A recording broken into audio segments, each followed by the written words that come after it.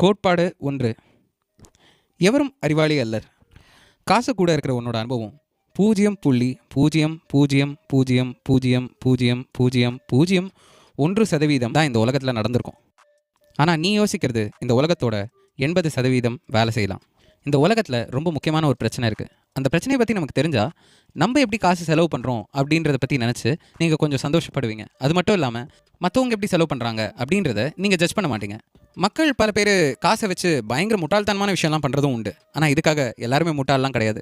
இது ஏன்னா ஒவ்வொருத்தரும் ஒவ்வொரு இடத்துலேருந்து, ஒவ்வொரு சமூகத்துலேருந்து, ஒவ்வொரு தலைமுறையிலேருந்து, வித்தியாசமான இடங்கள்லேருந்து வராங்க. அவங்களோட தலைவர்கள் வேறு, அவங்களோட நாணயங்கள் வேறு, ஏன் அவங்களோட வேலைகள் கூட வேறு. இது மட்டும் இல்லாமல் நம்ம அத்தனை பேரோட தேவையும் வேறு. இதனாலே அவங்களோட அனுபவங்கள் வேறையாக இருக்குது. இந்த அனுபவங்கள்னால காசோட புரிதல் ஒரு மனுஷன்கிட்டேருந்து இன்னொரு மனுஷனுக்கு பயங்கரமாக வேறுபட்டிருக்கு. ஸோ ஒரு பணக்கார வீட்டு பையனால் ஒரு ஏழை பையனோட வாழ்க்கையில் பணம் அப்படின்றத பற்றி எப்படி யோசிக்கிறான்றதை நினச்சி கூட பார்க்க முடியாது. இந்த மாதிரி அனுபவங்களுக்கெல்லாம் முடிவே கிடையாது. ஸோ இதிலேருந்து எனக்கு என்ன காசை பற்றி தெரியுமோ அது உனக்கு தெரியாமல் இருக்கலாம். அதே மாதிரி உனக்கு என்ன தெரியுமோ எனக்கு தெரியாமல் இருக்கலாம். இந்த ஒரு காரணத்தினாலே காசு அப்படின்ற ஒரு விஷயம் வரும்போது யாரும் அறிவாளியும் கிடையாது, அதே நேரத்தில் யாரும் முட்டாளும் கிடையாது. நம்மளோட அனுபவம்லாம் இந்த உலகத்தில் காசு கிட்ட இருக்கிறது 0.00000001% தான்.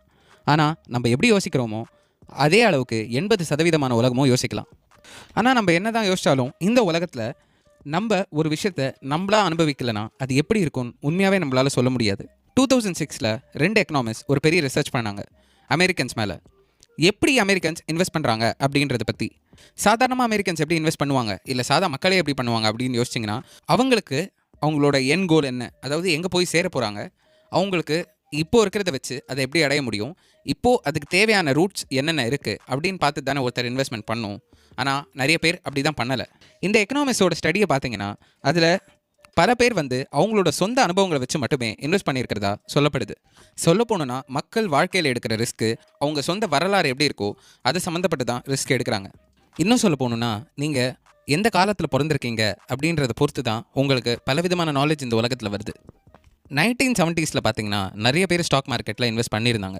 அது மட்டும் இல்லாமல் அப்போது இன்வெஸ்ட் பண்ணவங்களுக்கு பல பேருக்கு லாபம். ஆனால் இதுவே நீங்கள் 1950s பிறந்திருந்தீங்கன்னா நீங்கள் ஸ்டாக் மார்க்கெட்டில் இன்ஃப்ளேஷனால் இன்வெஸ்ட் பண்ணுறதுக்கான வாய்ப்பே இல்லை. ஆனால் நீங்கள் 1950 பிறந்திருந்தாலும் 1970s இருக்கிறத அனுபவிச்சிருக்கலாம். ஆனால் பல பேர் அப்போ பிறந்தவங்க அதை நம்பலை, இன்வெஸ்ட் பண்ணலை. அதே நேரத்தில் நீங்கள் 1990s பிறந்திருந்தா உங்களுக்கு இன்ஃப்ளேஷன்னா என்னன்னே தெரியாமல் இருக்கிறதுக்கான வாய்ப்புகள் இருக்குது. ஏன்னா அந்த அளவுக்கு ஒரு நல்ல வளர்ச்சி ஷேர் மார்க்கெட்டில் இருந்தது. ஸோ